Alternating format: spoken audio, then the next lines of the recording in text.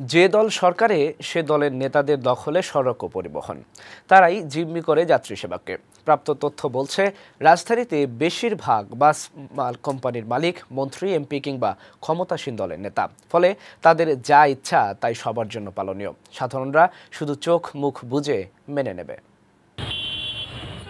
BRTA বলছে, ঢাকা ও আশপাশে 246টি রুটে প্রায় 8,000 বাস ও মিনি বাস চলে।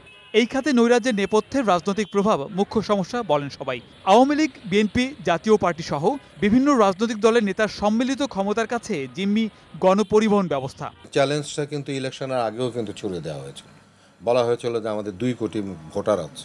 এই ধরনের কথা সরকারের থেকে সরকারের লোকেরাই, মানে পরিবহন সেক্টরের লোকেরাই সরকারকে থ্রেট করেছে। যারা আপনার পরিবহন ব্যবস্থা বা রুট পারমিট দিচ্ছেন, রিজনাল ট্রান্সপোর্ট কমিটি, সেই কমিটির মেম্বাররাই কিন্তু আবার পরিবহন ব্যবসার সাথে জড়িত। ফলে আমি মনে করি যে এখানে কনফ্লিক্ট অফ ইন্টারেস্টের জায়গা রয়েছে। এই জট ছোটানোর জন্য আমার মনে হয় পলিটিক্যালি যেই সিদ্ধান্তগুলি দরকার এখনই নিতে হবে। রাজধানীতে যত বাস চলে সেগুলোর মালিকের সংখ্যা প্রায় 3,000। অপরিকল্পিত এই খাতে অনেক অপ্রয়োজনীয় আয়োজন আছে, যা ব্যক্তি বা গোষ্ঠীর স্বার্থে হয়। নির্দিষ্ট রুটে চলার অনুমতি মিললেও প্রতিদিন রাস্তায় নামার আগে 300 থেকে 500 টাকা গেট পাস জমা দিতে হয় বাস প্রতি।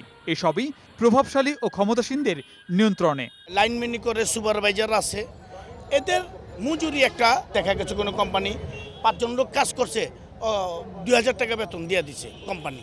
এই সিস্টেম চলে। অনেকগুলো খরচের চিন্তা মাথায় রেখে কিন্তু আজকে এই চালককে ড্রাইভিং সিটে বসতে হয়। গেট পাসের টাকা ছাড়াও নগরীর বিভিন্ন জায়গায় সরেজমিনে গিয়ে দেখা মেলে, গাড়ি থামার প্রতিটি স্থানেই নির্দিষ্ট রুটের আলাদা আলাদা ব্যক্তি বাস প্রতি টাকা তুলছেন, যার ভাগ নিচে থেকে ওপরে ওঠে নানা হাত ঘুরে। কোনো চাঁদাবাদি নেই, কিন্তু যারা পরিশ্রম করে লাইনম্যান, কমিটি পুলিশ, সুপারভাইজার, এদের একটা বেতন আছে। কোনো গাড়ি 20 টাকা 10 টাকা করে দেয়।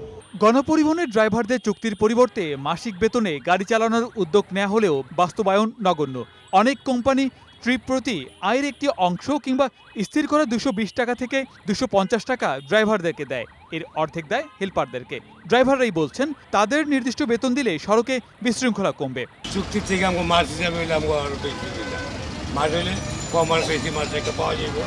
আর এখন তো দেখা যায় যে যদি আমি যাত্রী না নেই তাহলে মালিক হিসাব দেওয়া যাবো না, রোডে খরচ দেওয়া যাবো না, চাকরি থাকবো না। সড়কে শৃঙ্খলার চাইতে কত বেশি মুনাফা ও আয় করা যায়, সেই প্রতিযোগিতাই আছে বাণিজ্যিক পরিবহনের মালিক শ্রমিকরা।